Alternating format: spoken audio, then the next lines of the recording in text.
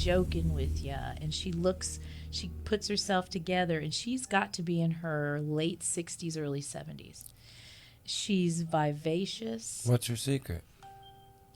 She loves life and she loves people, and she just can't sit still. That's her secret. She's just super positive. She loves everyone. Mm-hmm.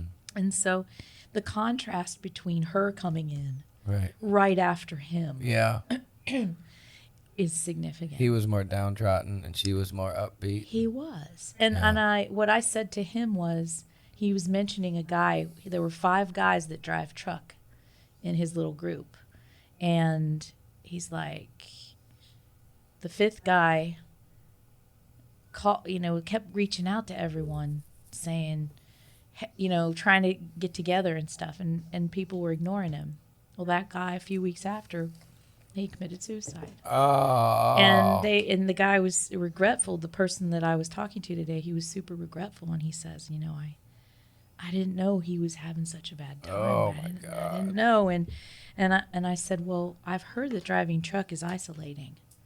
And I've heard, really the secret to curing depression is connection. Yeah. All of us need it. We need each other. We're human beings, and we need each other. Yeah. And we're pack animals. That is what we are, and that is, But you can be isolated in a group of people, though, too. It's a way of thinking, also. It is. You can feel so different, and I've been there where you feel so different. Yeah. That nobody gets you, and everything's almost like everything is fake around you. You ever had that feeling? Yes. Like it's all cardboard.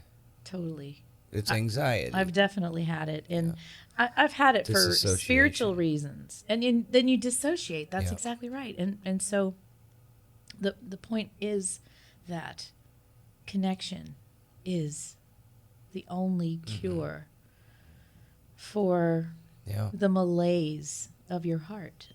And but finding the right connection and connect. Just because you're in a crowded room doesn't mean you're connecting. No. And so can almost make it worse if you're truly not feeling that way. You almost feel even deeper out of touch if you're in a room full of people you just don't feel like it. Totally. Yeah. And so to bring it back to the show here, I was asking the guy. We doing a show? Here's the thing. Recording. We're hanging out. It is? We're just hanging out. Oh, we're hanging out.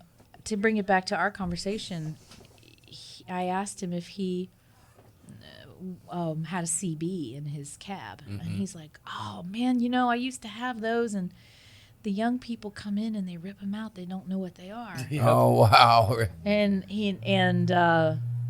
because the CB was a way to talk to each other, sort of, like a 10-way call.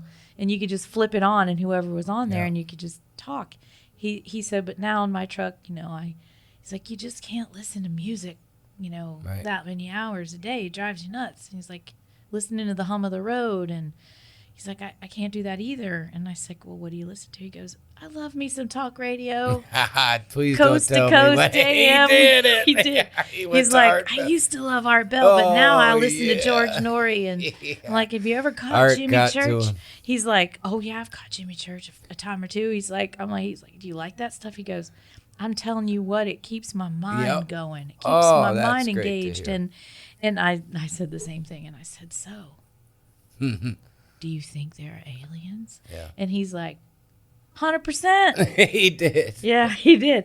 So it was really funny. Oh, that's cool how you turned that right into that. I didn't know where you were going. Yeah, I meander a little bit, but the Art Bell worm got into his brain, huh? He liked those shows. He said they kept him engaged. It kept his mind active. Keep you alive when you keep thinking. That's it. That was it. And he thought he felt actual excitement and curiosity about the world.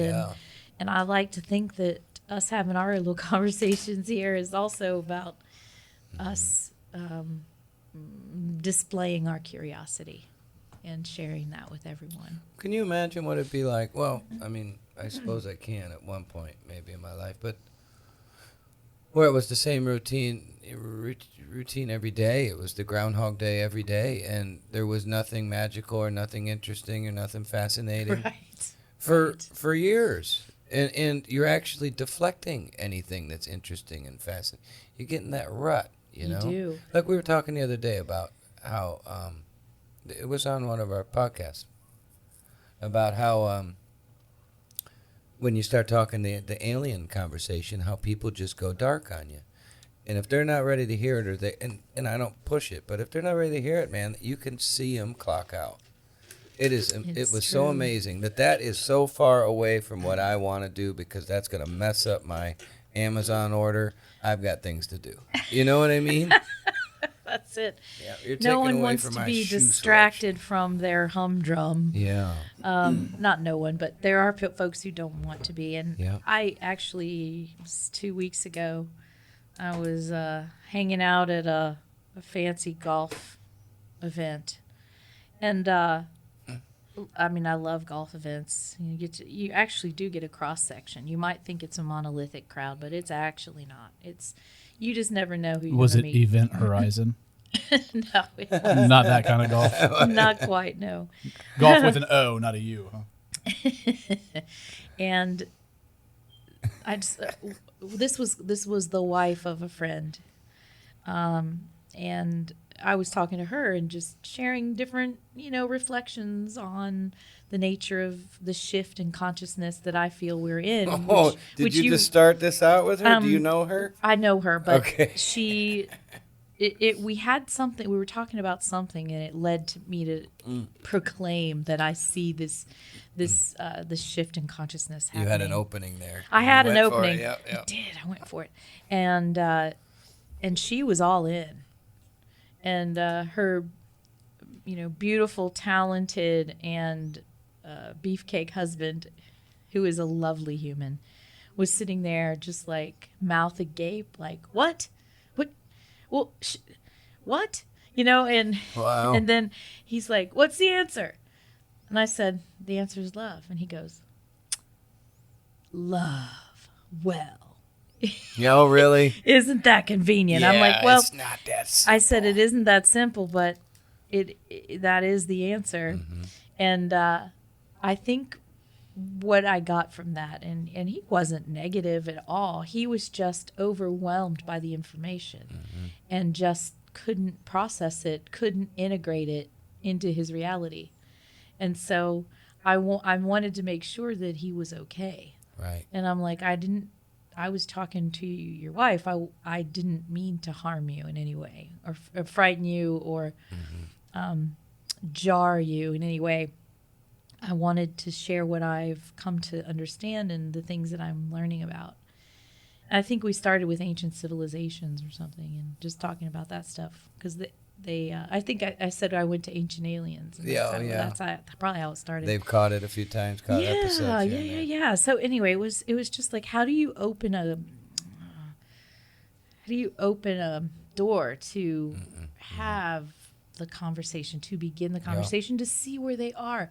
Because I'm very cognizant, and I know that anyone who's listening, you're here because you're curious, and I'm not violating your free will by sharing this, because you're here because you want to be.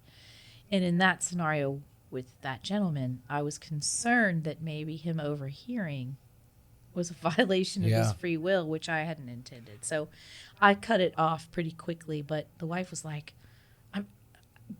can you talk some more? Oh, like, really? I was like, kind of starved for it. Maybe then. not. Yeah. Maybe I'll wait. Maybe we'll have a girls' weekend, and I'll tell you more. I'll bring my crystals. Yeah. It'll be great. Yeah, I was telling the story about the crystals, and wow, you went everywhere. Well, there. it was, starting out with ancient civilizations and went to crystals. I'd had a few drinks, I think, maybe it was crystal skulls we started with. Hell, I don't know. I don't remember, but it was. You never know. For me, any topic is an opening. You went for the 3 C's, so creation, crystals, and consciousness. That's right. Yeah. Oh, bam, bam. You hit her with all 3. Body blow. Body blow. That's funny. I was on the phone with for my wife's dad, his birthday, and we were talking back and forth. And he's a real inquisitive guy. I love him, man. He's just a great guy. But we'll get on our little topics once in a while. But I don't push.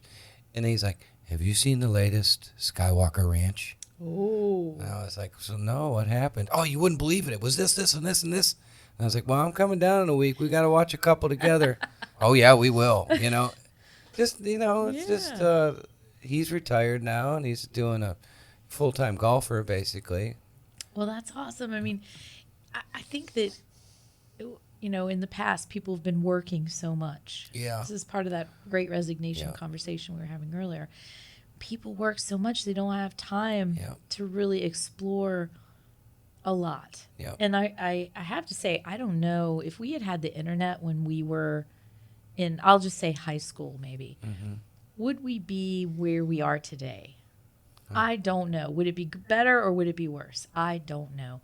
But if would it be better? What do you mean? Would we be more enlightened or would we be stunted in some way because analysis paralysis, too much information, too much data? Like some of the younger kids, right? We've talked about, they just don't want to do anything. Yeah. They don't see the benefit to it's getting all right a in front of driver's them, license. but they just don't want to look it up, and it's not.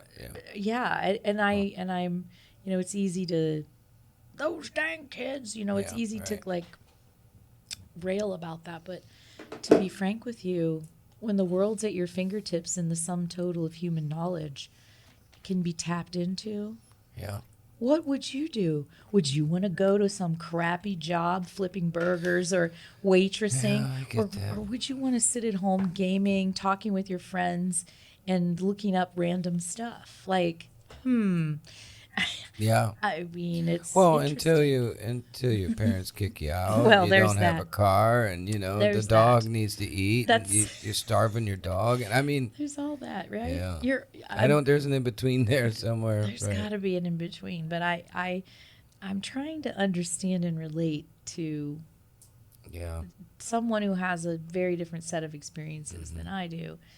And I mean, I grew up in a very analog world, and in the country, the last to get any technology. We were the last ones to ever have a VCR. Were you really? Like, But you were also the last of the generations to be analog. It's true. It's true. We all were, right? Yeah, basically. So I feel that that's a gift, and also moving forward, I have to push myself to want to learn the latest operating system, or I don't want to download another app to do something. I feel a little curmudgeonly some days, but honestly, it's like, no, why? Why do we have to have all these silos of information? I can be an 80-year-old man about it. I can certainly be like, this thing is against me.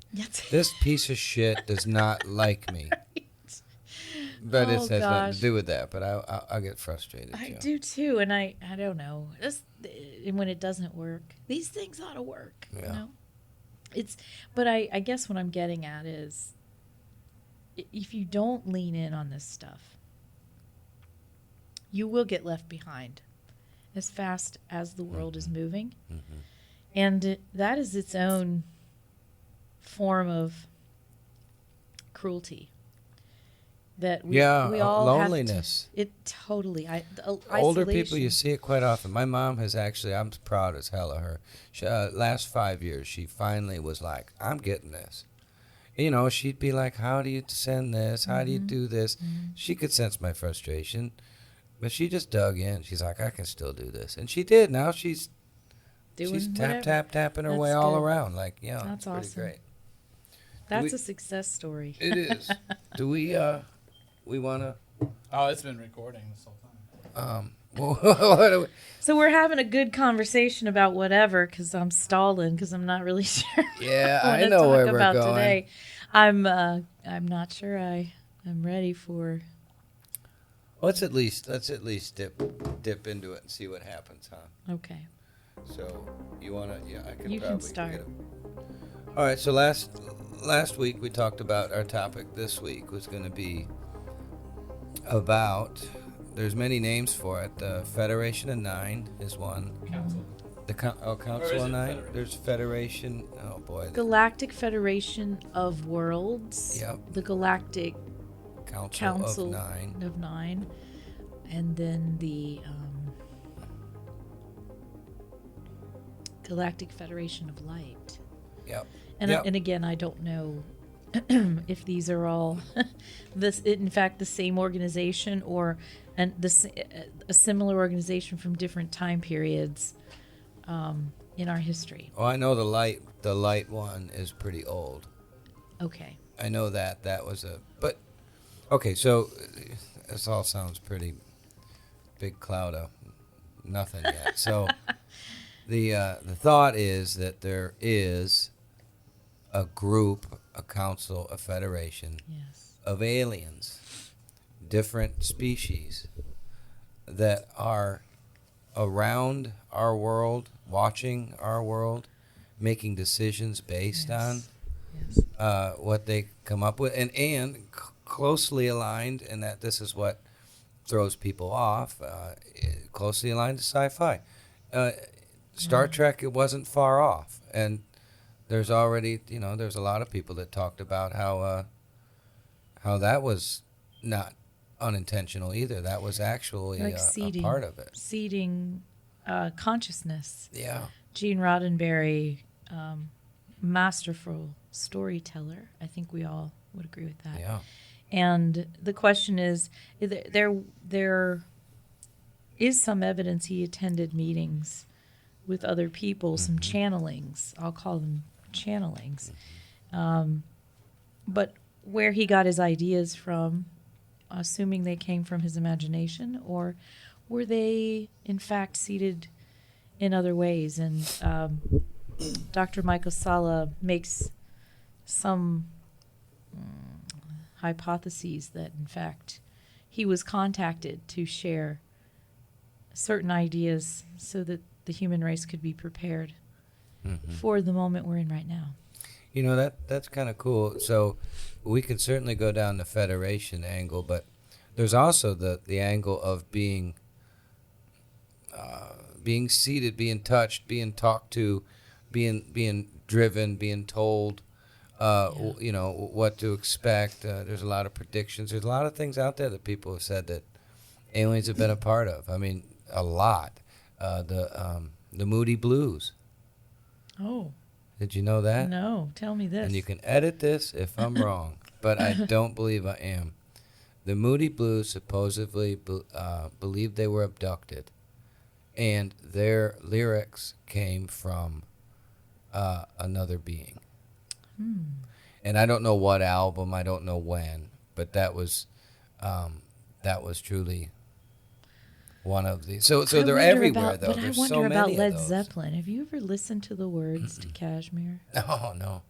Well, sure I have. Sit with elders of a gentle race. I mean, all will be revealed. Cool. That could be good acid, though. Well, I have read, and I just looked it up. I have read that. Was it the Moody Blues? The Moody Blues song, based on a UFO sighting, has strong indications of. Is this Nights in White Satin? Which one is it? I don't know. But what I'll do is take your Moody Blues and go back a couple thousand years, because what's the most how do I put it? The best form of what is it? The flattery. Mimicry. Mimicry. The best form of flattery is mimicry, right? Right. Why would somebody try to elongate their head? Oh, yeah, I like this. Yeah, Okay. So if we want to look at the history of, I mean, we can go with what people say and stuff, but if you look at the historical essence of what kind of ties everything together is ancient, like hieroglyphs and physical evidence. Yeah. So, I mean, the Anunnaki supposedly had elongated heads. You want to explain Anunnaki a little bit? Anunnaki was a race that came to Earth to seed. What was it? Was it the Homo erectus? Or was already evolving primates. Yes. Already evolving humanoids. That's Linda right. Moulton Howell says Yes. this perfectly every Yes. time. Already evolving primates. And so they came to this planet because they knew that there was already, primates living here, and they needed somebody to mine their gold. They needed somebody, and they needed the gold. Right. Yes. So they needed somebody with more intelligence than beating two rocks together. For their own atmosphere of their dying planet. For their own atmosphere of their dying planet. Yeah, it's interesting. And so, if you look into Greek mythology, that didn't happen during Cro-Magnon days. That happened in Homo sapien days, after the intelligence. And how do you make that step from... It's quite a leap. That is quite a leap to happen just all of a sudden. Evolutionarily, yes. And from caves to agriculture is quite a leap, and apparently it happened quite quickly. The one thing I'd heard, this was fascinating. The Neanderthals supposedly were stronger, smarter, until we possibly had our little injection of brain juice, DNA put into us. But Neanderthals, am I getting that right? Because I'm getting a look here. No, that's my fascinated look. They were stronger, faster, smarter. And how is it that we ended up like this and they didn't, and they died off? That stuff is it's very interesting to me. Yeah, I wish, you almost have to be an historian to get all these pieces and parts right, because there's just this timeline is so. The one thing that we do know is that all of a sudden we jumped up. There was, we're flying along like everybody else, and then they can't explain how we evolved so quickly, so rapidly in one small span of time. And I think that's across the board, right? That's not talking out of school. That's most. Yes. Everyone will say that. It feels as if, from the many things I've read and the many different people exploring this issue, who have delved more deeply than any of us, it seems like that leap happened, and that our intelligence, that we were tampered with in some way in order to be what eventually we became, which is we also have, like, they say we have to base all of our theories and stuff on science, but science is always changing too. Yes. People who used to think that the world was flat, right, were scientists. I mean, it's like yes, they were. So, well, yes, they are too. Don't use the S word now. Come on. Yeah. And some of them are trying to make sure they keep their own point of view. As things are evolving, they don't want to necessarily acknowledge them. There's parts of science that can be a popularity contest as much as anything else. Yeah. And hypotheses and theories that die or surge forward is the nature of our scientific method. So I think all of this is plausible, and that's why I'm here, is because I'm curious about it. I'm not sure we can know. I'm not sure it's possible for us to fully know. But I do think it's possible for us to withhold our full commitment to any one thing, and wait for more evidence, but keep an eye on it. And that's kind of what the gray area is all about, right? It's about holding space for all of these different hypotheses and theories, if they're theories, and allowing myself to be convinced, or I'll use one of your favorite words, Andrew, fascinated by what I'm not going to use that as much. Possible. I love that word. So anyway, I'm just explaining the way that I come by things. So if I'm saying something that sounds really definitive, it's because I'm excited about it. It's not because it's actually definitive for me. And this is one of those things. So back to the Federation concept, I never actually believed, and this is the B word, the belief word, in that. I thought it was kind of cool, and I felt like eventually it made sense for us to evolve into this confederation, and as earthlings, we would be on the council with other planets, perhaps. And then I started hearing the Canadian former defense minister and the Israeli former defense person mention this federation of extraterrestrials who sit and make decisions about how to that impact the way the galaxy functions. And it sounded he's trying to find something. That was very cool for me to think about, that there was a federation of planets that was validated by people who, you could say they're retired from those positions, those high-ranking positions, but in their day they were quite credible. And why would we? You always have to examine the motive. What could they be? Have they been told to say this for some reason? Have they been told to proclaim there's a Galactic Federation?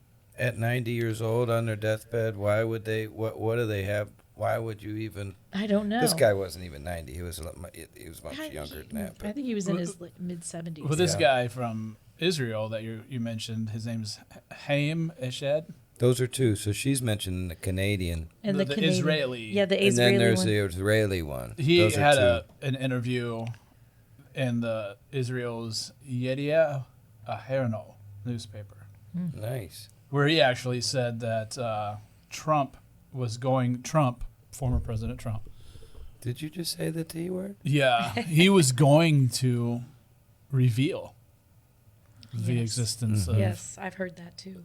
Not just of UFOs or UAPs, but of actual... Of the Federation. And he was told to stand by and stand down because they know that there would be mass hysteria. Yeah, I don't think there would be, but... Well, they also mentioned that which fascinated me, is that they said the exact words was, "We need technology to match." How did it go? It was actually talking about our technology doesn't match our maturity. Yeah, I've heard that. For sure. That we need to we need to basically grow up before.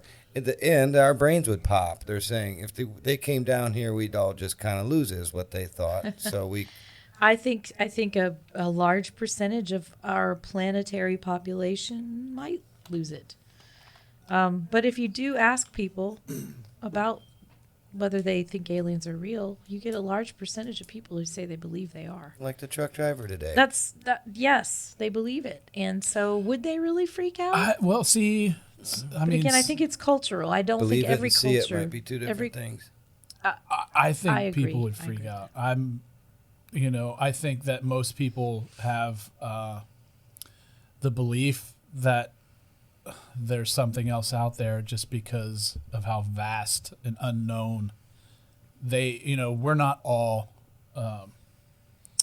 physicists. We're not all scientists. We don't all have those answers, but most of us understand that there's probably something else out there, but we don't know how close by they're actually flying. Yeah.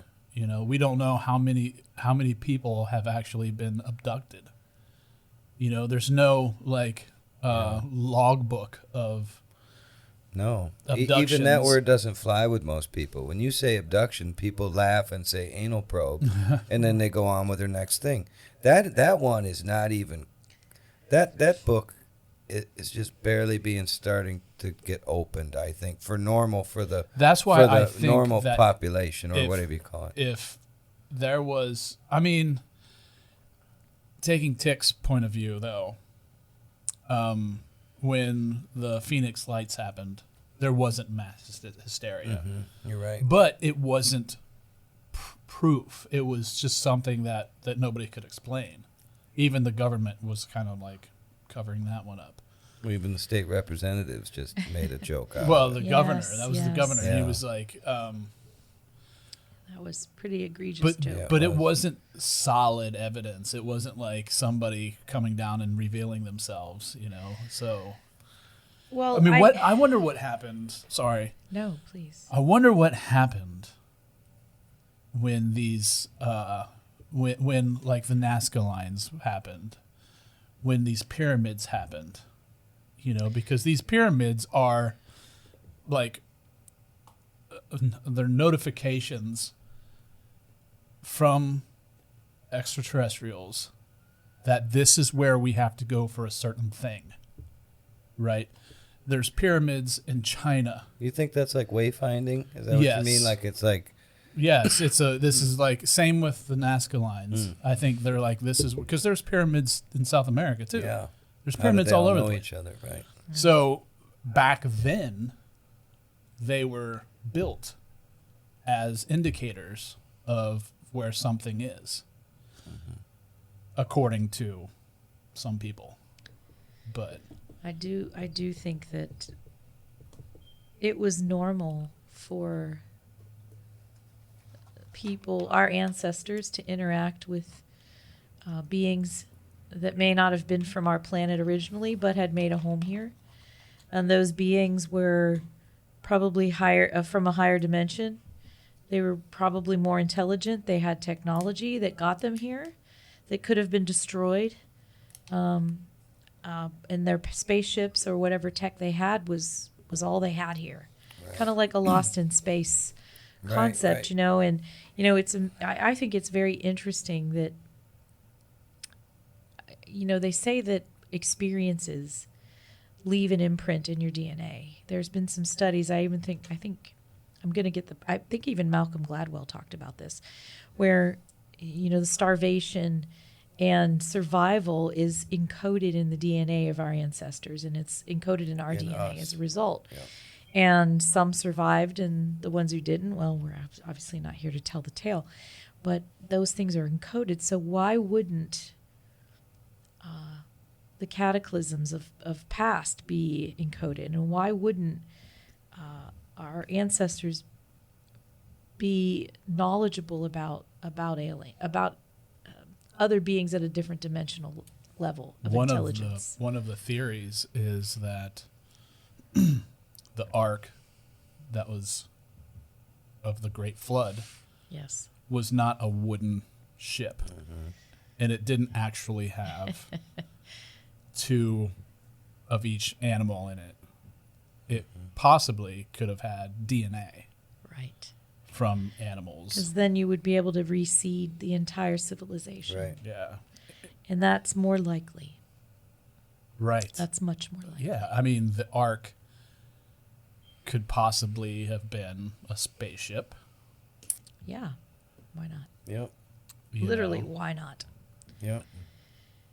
Oh, because we have no evidence.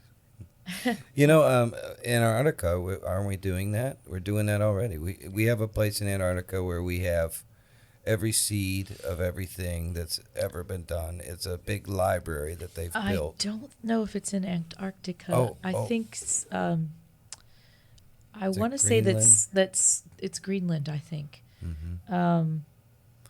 And it was a collaboration of governments that put that together. But it's a seed vault. Yeah.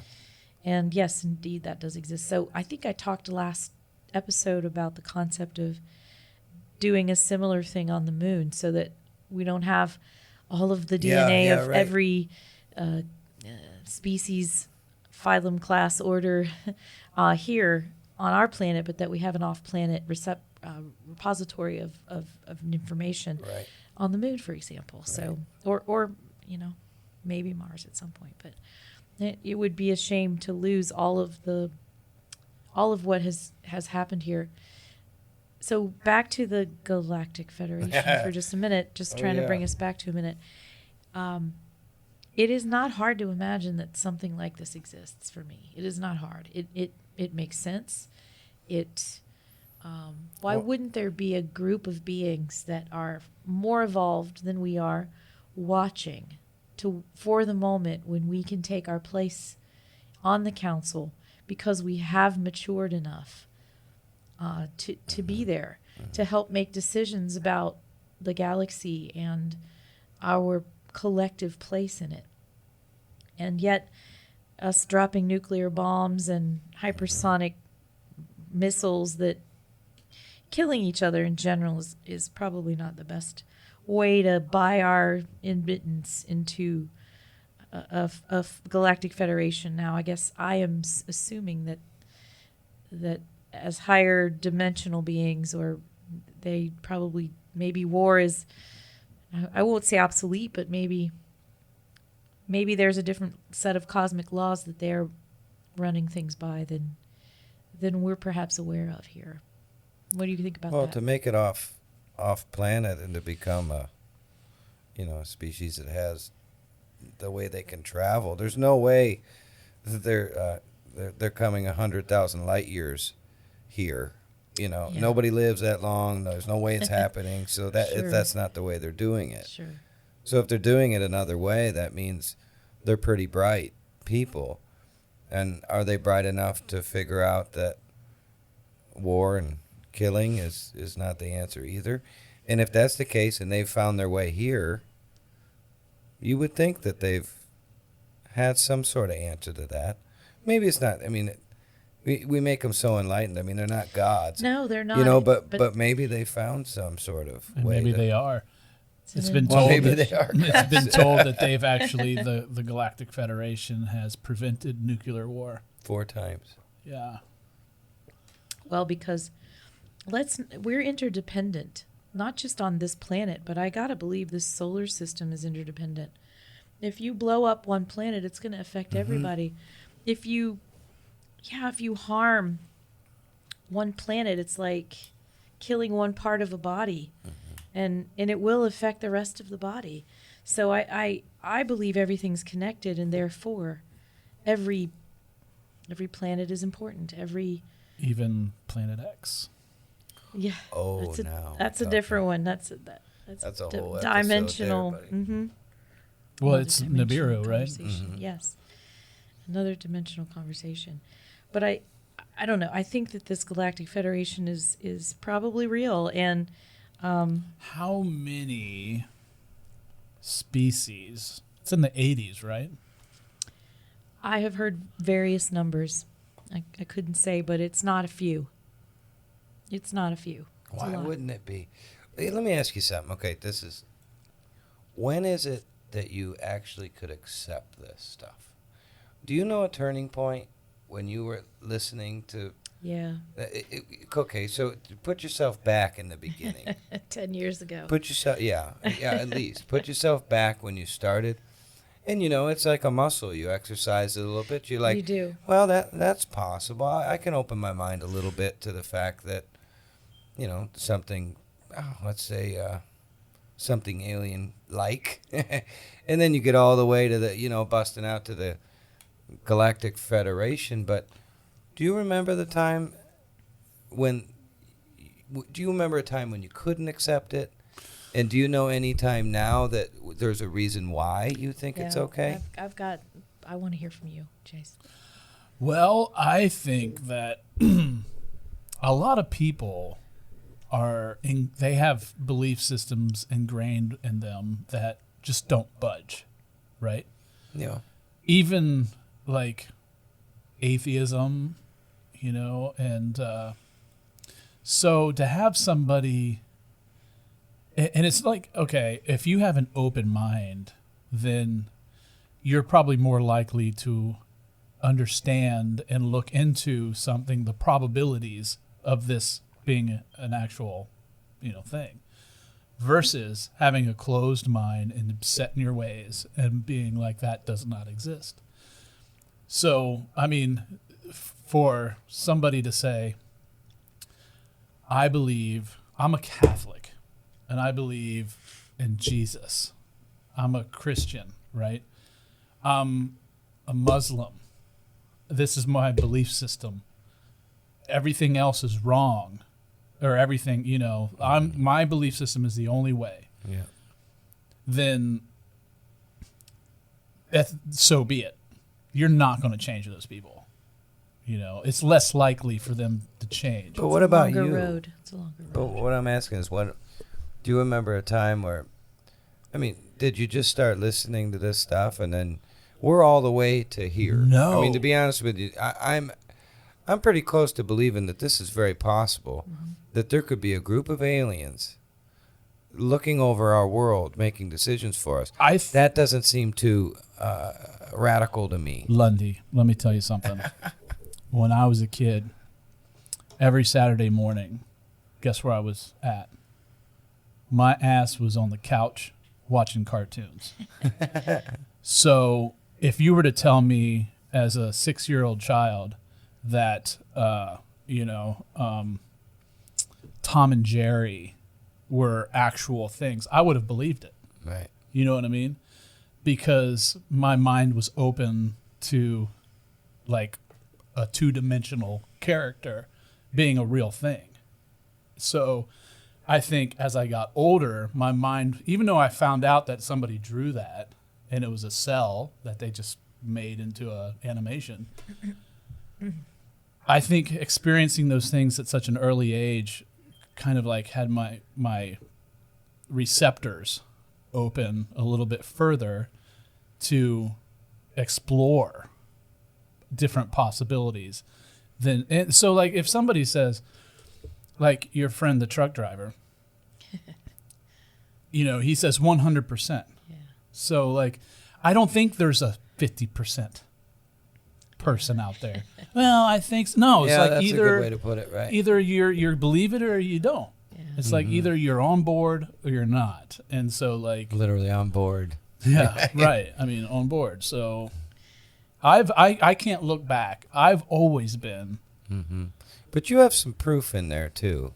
Of what you've physically seen with your own eyes. Right. It's not proof, but it's like I saw something that I couldn't explain, and it just further, instilled the possibility that there's something that is just zooming by here, looking around. So for me, it is logic. Once I began to study on my own, explore the realm of quantum physics, and I began to learn more about the stars and, how planets are formed. And then I began to start studying what I would call the esoteric texts that combine science, physics, and spirituality. That's when it started to click for me. But logic alone and the statistics of there being other realms that other beings we don't know about, that was easy. And then when I learned about the different dimensions of reality, that's where it just clicked for me. And the ability of time to shift and so forth, I began to see that the reality we inhabit here is not static, and it changes. And the knowledge of quantum physics began to make me believe that it is our collective consciousness that creates the reality we are in. So if there is enough of us that believe that there is a species of other creature that is a little green man that's about this tall. You remember Gazoo from the Flintstones? Yeah. Kazoo or whatever his name was. If that's what extraterrestrials look like, then if enough of us believe it, then Gazoo becomes reality. Manifests into form. That's how it works. So if I know that's how it works, then perhaps we were manifested into form by someone else. Mm-hmm. And so for me, it became logic that drove me from a foundation of science through spirituality and, a different reading of I'll say the ancient religious texts, a different reading of them, an open reading, a more, but what if it meant this? What if it's an allegory? What if it's not word for word? And again, I'm not trying to offend anyone's beliefs. I'm just trying to say that I tried to come in with first principles thinking. What happens if we start with nothing and just with what we see in front of us? Mm-hmm. When did it disturb me? That was kind of your question. Yep. Or not disturb. When did you get in the boat? When did you switch over? When was it where? Fully. Yeah, like, I don't know. I don't really know the point exactly.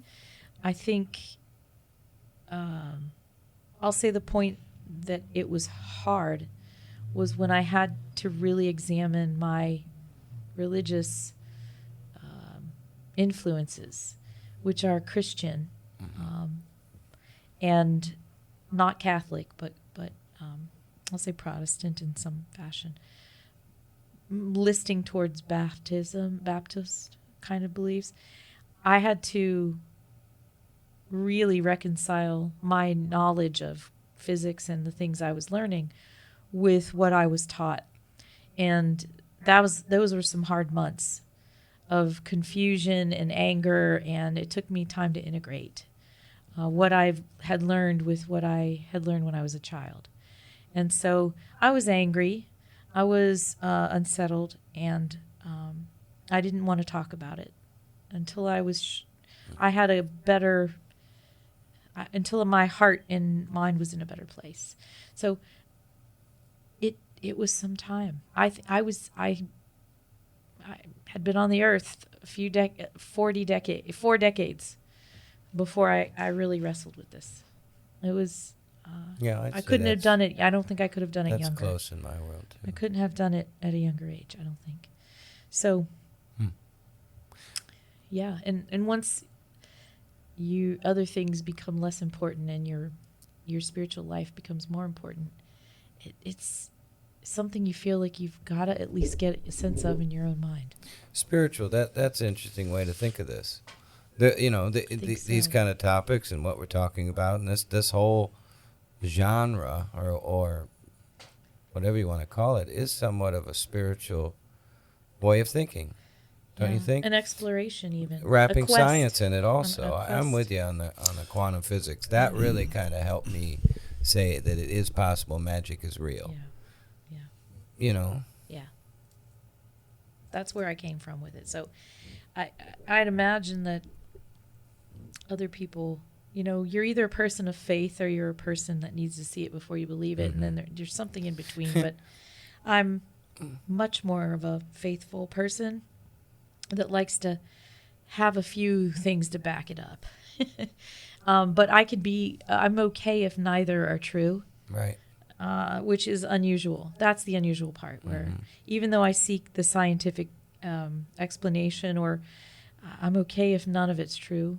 You still enjoy. I still enjoy about it. Yes, yeah. I enjoy what it could be. Yep. Yeah, I mean, like, you also have the possibility that the stories from these religions having some level of extraterrestrial, play to it. Yep. Yes. The North Star, Adam and Eve, all of Genesis. All of it. So the historical, so there's another way to, I'm with you on all these things. I'm trying to put it together in my head where it happened kind of for me, but the quantum physics really helped me understand that for sure. Yeah. The idea that we're all connected. I get that. And that our consciousness is actually affecting what's happening in the physical world. Yes. That blew my mind, and that helped me get there. That was a big one for me. The other one that helps is some of these ancient artifacts that you can't explain. And these guys aren't just up there drawing, what they're imagining. And, these are all hunter-gatherers having to survive kind of people. Yeah. They're not just having a good time on the cave wall. And there's so much there with. You're seeing stuff. The even back then, you can't deny it. You had your hunter-gatherer type folks, but there was also art. Yeah. And those people needed an outlet. And back then, the inspiration came from in different ways. What could they see? What could they see? You know. Well, they're drawing, What they saw. buffalo and Stars. things they're seeing. So that's kind of what I meant. That I didn't just think it was.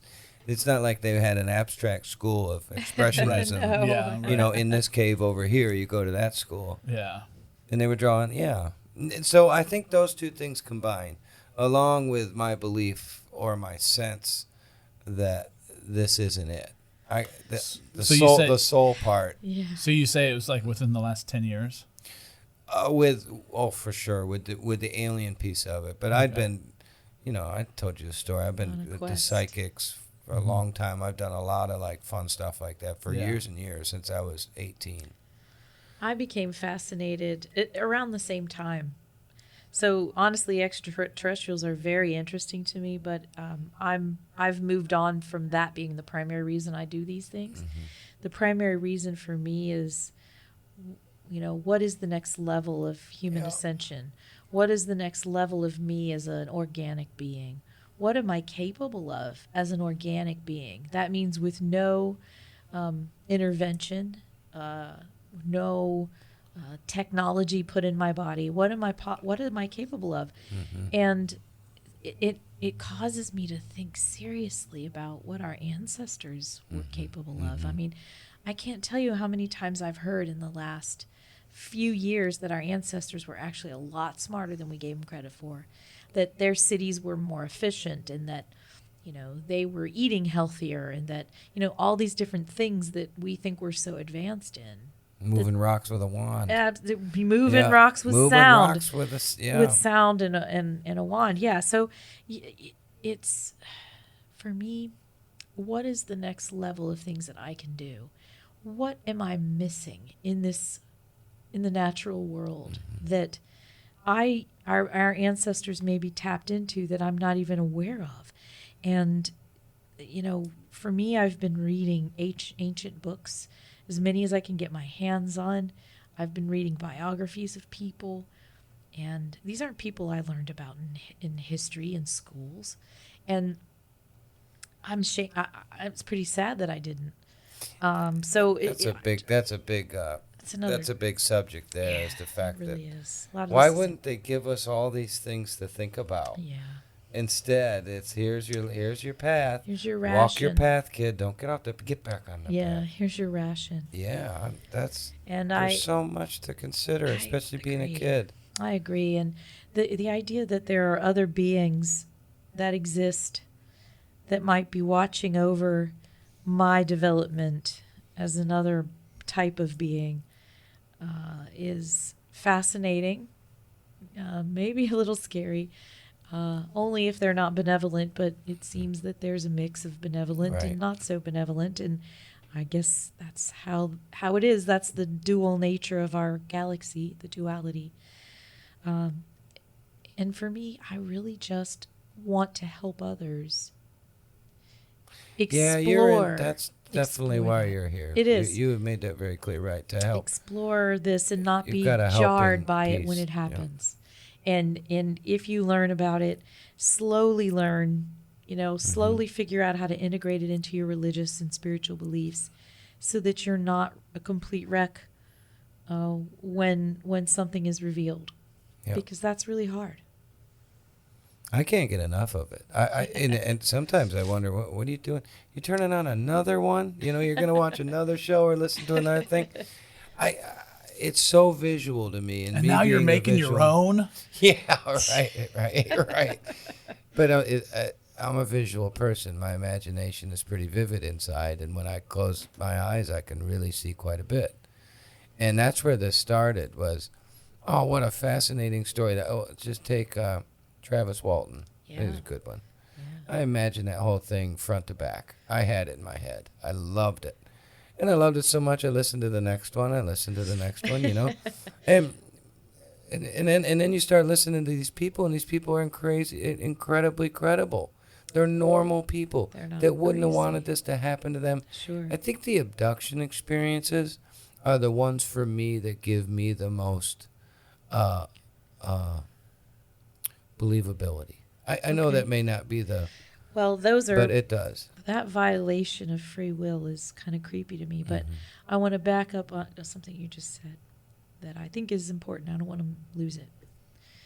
We started off talking about Gene Roddenberry and how he seeded the notion of a Galactic Federation and the very notion of what the Prime Directive is. Oh, there we are. And you know the whole Star Wars. What's the word? The Force? No, that's a different one, dear. The whole. Did I say Star Wars? I meant to say Star Trek. Forgive me. Daggone.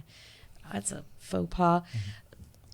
Gene Roddenberry and the entire Star Trek universe that he created, all the language, the science, the structures, the way that they interact with each other, the way they interact with other planets and species they encounter. That was seeding our consciousness to be different than what we were at the time he did it. And you'll notice some people took to it and some people hated it. Yeah. Oh, true. And so I say to you, the way that you are as an artist, I want to say that I think I'm so happy you're exploring this. I'm so happy that you are taking these images into your mind and translating them through your consciousness. And I look forward to some amazing art. Are you a fan of Star Trek? Oh, yeah. Yeah. I couldn't get enough of that either. But, you know, also, it goes beyond that. You know, sci-fi in general. Yes. And I couldn't name every character, and I'm not as Trekkie as maybe as I'd like to be. But, man, I loved it. I just loved it. I actually I liked all of it. Made sense. The 60s, the stuff that came out in the late 60s and 70s. I really loved it because it was so unusual. It was so different than anything else that was out there. And it had an aesthetic that was completely new at the time. And then Next Generation came out and it had a different aesthetic. And so I'll just say this. I think that the artists in our society are the ones that show us the way forward. Their visuals, their words are what, and their ideas and how they splice concepts together. That's what advances our society and our consciousness. And I want to see as much of that as possible.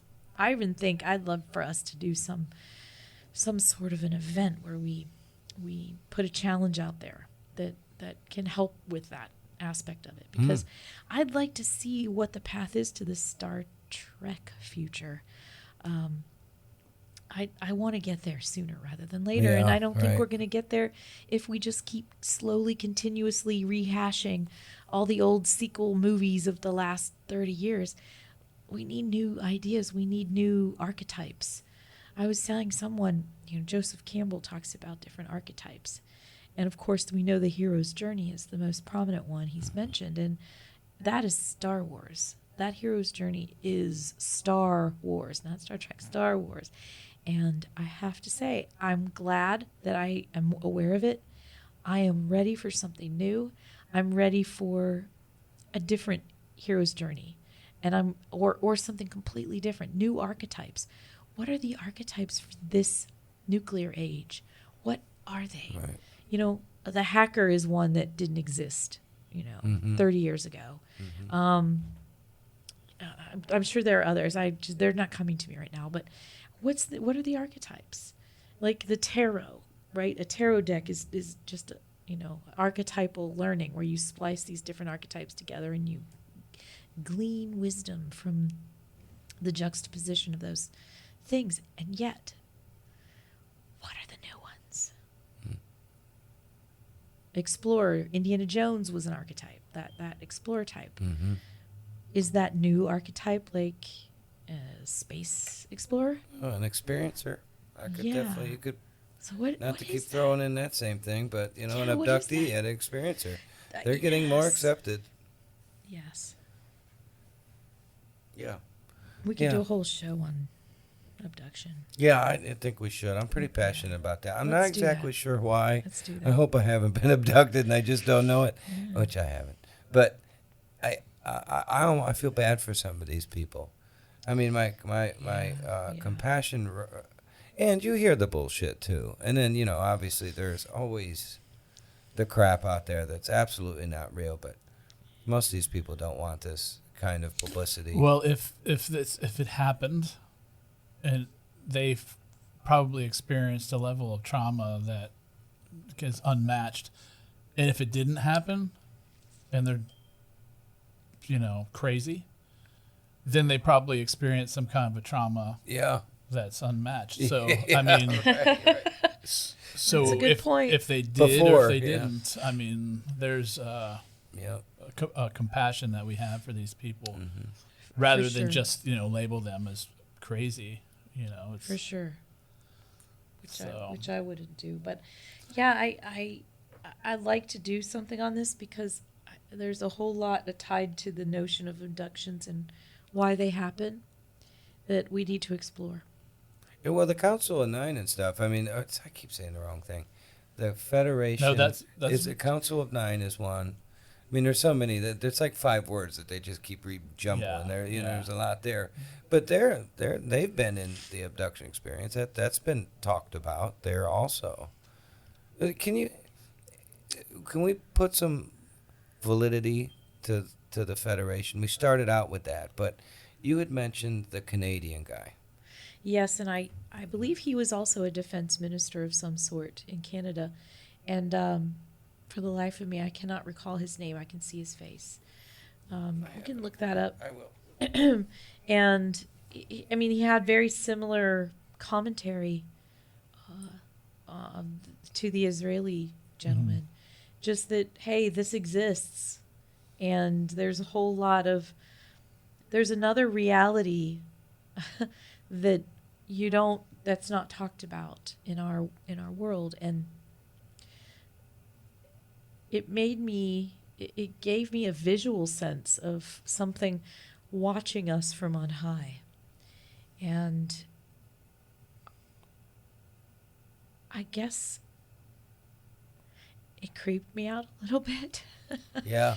It's Yeah. it's like the Truman Show, like Paul somebody's watching me.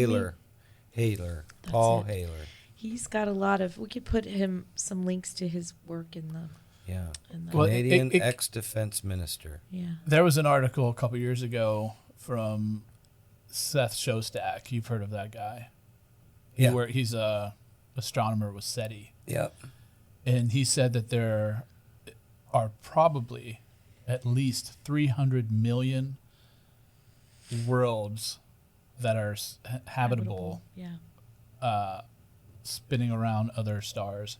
Sure. So, with that being said, if there are this Galactic Federation, we're not the only ones that are zooming around. Oh, surely not. If there's Surely 300 million That's habitable, incredible. potentially Yeah. habitable, Yeah. that's just in our galaxy, then we're just a little speck of 300 million, man. Yeah.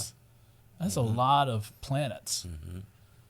That's just in our little part. So there's that's just in our there's universe. possibly 300 million different species out there. I Right. mean, Each planet has at a different one. levels of Right. evolution. Right. And you're not even talking about dimensional differences. Exactly. Yeah. So right. we are third dimension. Some believe we have shifted to the fourth dimension because our sun and our Earth has done so. And that explains, according to some hypotheses, that explains a lot of the chaos on our world right now, because you have a mismatch in vibration between the planet and the inhabitants on it. So we really do need a whole episode on dimensions and whatnot. But suffice it to say that is one hypothesis. And this Galactic Federation, I'm going to leave you with another idea here, and that is that our Earth is a living library of DNA samples from all of those Galactic Federation members. A couple examples. I think you all know I am fascinated by octopi. I love them. And they're so strange. And their blood is a different color than ours. And I think they have copper blood. They don't have iron-based blood like we do. So they're blue, not red. And they don't have the DNA they have doesn't exist in any other living creature. Isn't that incredible? Yes. So you tell me that proof there. particular marine animal is from this planet. There's no way. And so, I mean, that's just a couple of things. Those horseshoe crabs look like prehistoric, cockroaches. Well, those things of the sea. Was it an anthropod? The little potato bugs. Oh, yeah. Or isopod. Isopod. Like those usually live Potato bugs. like in the jungle or in the ocean or whatever. Some of them are huge. You get huge ones too that from different tropical places. Oh, they're gross. They just gross me out. I see a cockroach, I just want to run. I can't stand it. Are you guys spider, cockroach stuff? I'm good with spiders. No. Cockroaches, absolutely not. No, They don't bother me. Nothing bothers me. I can't even think about them. I don't know what it is. Doesn't bother me. Maybe I I had don't- something in a previous life with I don't Probably. like them, but if I see them, it doesn't bother me. Really? All crunchy looking and No. those little legs. Tastes like chicken. Oh. I'm just kidding. A lot of people eat cockroaches. I don't know. It's a delicacy. Yeah. Well, whatever. So I guess we were talking about the Earth being a living library. So you can just imagine all the various species we have here were contributed in some way by other planetary systems. So how cool is that? The idea of that, the plant species, the trees, the insects that, they say there's a mantis race. Oh, yeah. A mantis cool race one. Yep, and They look interesting, too. Insectoids? I've looked them up. insectoids and there's some lore out there about an insectoid race that lives on Mars underground. That was it Mars or Ceres? I've heard both, so I don't know which is which. There's a couple of stories out there about an insectoid race that lives on one of those planets that I just mentioned, and that some members of the secret space program were fighting them. And I had never heard that story that I just shared with you. And then I watched the latest movie called Tomorrowland. And that's the story. Oh, really? Oh yeah, that's the one with that dude from, wasn't he from like Community or no, Parks and Rec? What's that guy's name? Chris. Yes, it's Chris something. Yeah. It's Tomorrowland. It is that's the story. Really? Where humans are, they found out that there's a species of these insectoids that are trying to find their way to Earth, and they're sending people through a time portal to go defeat them before they come to the present. And people sign up to go as a planetary civilization. We go. Chris Pratt, and we're getting killed. Like, they're getting killed by the thousands, tens of thousands of people, because we just can't defeat them with our technology. So y'all should watch the film. Actually, I thought it had a good message. And see, this is what I'm talking about, the creativity of artists, right? Like, they took this concept and then turned it into an entire story. The Tomorrow War. The Tomorrow War. Thank you. I had the T word. The Tomorrow War with Chris Pratt. Watch it. let us know what you think. J.K. Simmons. He's pretty cool. Yep. He plays a good part in there. There's a lot of, another one we might be able to do is the secret space program. That's a brain popper there to think about. Yes. And I go back and forth with that one a little bit more. Honestly, I believe the abduction stories a little bit more than I do the secret space program. I don't know why. I mean, you balance it all. You're kind of like, well, maybe. I don't have to. None of it has to be true, but it's really fun to think about. But when you're listening to it, you're wondering, is this guy for real? Is he full of shit? Well, I agree with you. I wonder the same. At least the stories about the people from the, quote, secret space program who have come forward. Do I believe it's possible we have secret space programs on our planet? 100% I believe that's possible. Do I believe in the 20 and back program and all this age regression? Yeah. I mean, sure, my mind is open to it. Mine is too. But it is very convenient Yep. to have been in the 20 and back and then be here looking like a 40-something-year-old person and with all this knowledge and these great stories. And I, again, not saying they aren't true. I'm not even questioning anyone's truthfulness. It's harder to swallow. Me too. It feels like a psyop to me. Yeah. And I just want to be aware that it might be a psyop, and I don't want to fully swallow those stories because I just think they have an agenda. They have all the answers. That's the other thing that bothers me. They have an answer to all these questions. There's not a lot of I don't knows in there. Yes. That bugs me a little bit too. Yes. But the guy in the swamplands of Mississippi had an abduction, with his son, and he's just the farthest thing from his mind is something like this, and he explains the story to you. That to me is pretty damn believable. And he doesn't want to be here talking to you about it. This has nothing to do with the kind of life he'd like to lead, but he tells you the story. That stuff, and you can feel their souls. You can feel what they're saying, and you know. It's the cognitive dissonance that's going to be the hardest thing to overcome, guys. And we have cognitive dissonance in everyday stuff in this 3D reality. So, like, how do we help one another get past this? How do we help one another make room for the possibility? Set up not a lemonade stand, but an ayahuasca stand.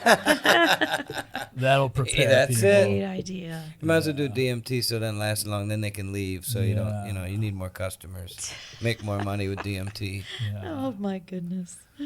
Yeah. I had a friend who just got back from ayahuasca. Oh, it's so amazing to hear him talk.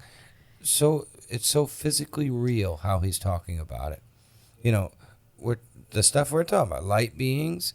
There's spirit animals. Sure. There's talking trees. There's little, even the machine elves. The machine elves, yeah. I mean, it's unbelievable. And they're all seeing similar things there too. That is an absolute another dimension. Leads you to believe that it's it's real. Yep. That's fascinating. He comes to me kind of after he does it. He knows that I want to hear it all because I love to visualize it. Yeah. And we have a cup of coffee over it, and it's just like the day after. So I get to hear, pretty fresh what's going on. So you've got, love it. It's neat. In the history of people, what are the odds of first finding the plant that contains enough DMT to do that kind of a journey?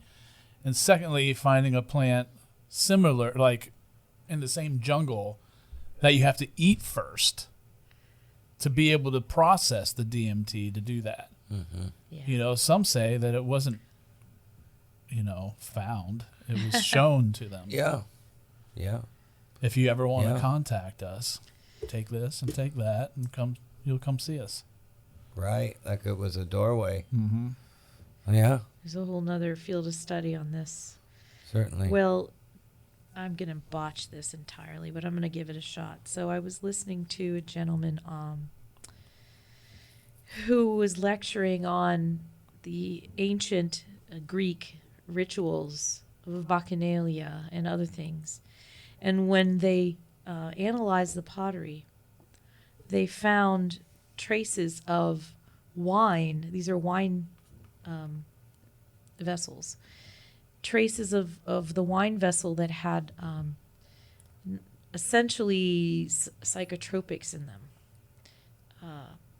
And it's now a field of study where you look at the ascension of ancient civilizations, those that achieved great works in art and governance and philosophy. The Greeks, a lot of the stuff that they said, the civilization they had, we're living some version of that civilization now. The whole concept of democracy came out of ancient Greece, and it sounds to me like it was a pretty strong drug trip. Tripping their balls off. That's They're it. like, Yeah, because they're gonna wear these little headdresses, and they're gonna see these week-long orgies and stuff. We're just not living right, people. Right. So imagine you think wine was just wine. I used to think wine was just wine, but then I started reading about this, and it's like, no, wine wasn't just wine. Wine was laced with stuff. And so they weren't just drinking wine at these. And the more affluent parties had more of it. Yeah. That's and that these are the people who were the senators and the business people and the folks writing poetry and so on and so forth. I really think that there is a significant linkage to psychedelics and the elevation of human consciousness in so that it advances society. And I think there's something here. And we should probably explore that at some point. Why couldn't it be possible that another species laid that kind of down in front of us, like Jason's saying? Oh, entirely. Laid that down in front of us, and like, these guys are getting a little close-minded. We really need them to start thinking a little more globally, a little larger here. I could see it, right? Yes, I don't think that's far from possible, but I was fascinated by the notion that I had never thought of before, that perhaps the wine was laced with something very exciting. Yeah. So. Right, and wine, even in literature, could have been something completely different than what we think of it now. Well, and if the wine was laced with stuff, and we talk about the sacraments, in Christianity, was the early wine, the body of Christ, laced with some psychedelics so that we could have a real experience, a real transcendental experience? Well, even just the way our own psyche works. Why not? Is like, we see on the shelves grape wine and cherry wine. But then you start, like, when somebody says dandelion wine, you just kind of like, what? You mix all this stuff in there. Yeah, because our nature is just to go with what we're used to. So, I mean, I don't know. My 8th grade class, nobody told me about no psychedelics and no Greek wine. Yeah. I think I would have Sunday liked it a lot more. Pretty nuts. Yeah. I think that's when it was. First started psychedelics was in 8th grade. Wow. There you go. Well, there's what opened your mind, pal. Yeah. Along with Tom and Jerry was acid. Yeah. If it wasn't for Tom and Jerry, I wouldn't have been exposed to such amazing classical music. Oh, yeah. To Truly. keep on this just for a quick, the other day, xylophone or whatever, the accordion. Yes. the other day it was on Gaia. Timothy Leary and Ram Dass. Ram Dass, yeah. They're best friends, and it was a documentary about their story and their story together. Yeah. Oh man, was that good! Yeah, I those was guys crying were like a little baby. so at far the end ahead of their that. time, man. Yeah. The Ram Dass passed from this plane a few years ago. I think Wayne Dyer was pretty close with Ram Dass as well. He's Really? cool. I was just talking They're to somebody about him contemporaries. yesterday. Really? Yeah. Yeah, I've listened to his stuff, and he's sort of DMSR or whatever, DSMR, where ASMR, where you just you're lulled into some very quiet, calm state. when Ram Dass talks, he's very funny, he's very self-effacing, but he admits he started out as an ego-driven a-hole when he was in his 20s or whatever, and spent a lifetime trying to not be that way, and do it through enlightenment. So he has got some great stuff, and I think that he's really relevant. You know who I also love? I think maybe I just love his smoker voice, Alan Watts. Ooh. Have you ever listened to Alan Watts? I don't believe so. Is he like a professor, but had some amazing lectures? And listen to Reggie Watts. And he's had at least he had the foresight to record these things so that, you can find them on YouTube, quite linked with videos and music and stuff. But, generally, Alan Watts he was so far ahead of his time, talking about the nature of reality and what we are as humans and what we're here for. And I think that some days when I'm having a rough day or a rickety drive to the office, I'll turn Alan Watts on so I don't cut somebody off and flip them off on the road, So he's got the same thing as Leary, like they were talking about Buddhism and all the different, and they go through he did a lot of investigating. He's just got to make it to Thursday. Is that Alan Watts? No. Oh. I really want you to listen. I want you to pull some stuff up and just. Oh God, I will. And just let yourself go. The whole electronic universe. Yeah. Was he? Let yourself go. Was he part of that?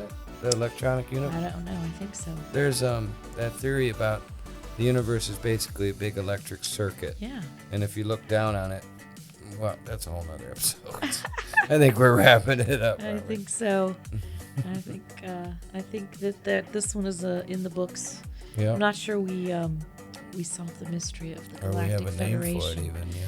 but I do think we explored it, and we talked about what's possible, and maybe we talked about how to help others integrate this new information into their world, so they're ready if and when this happens.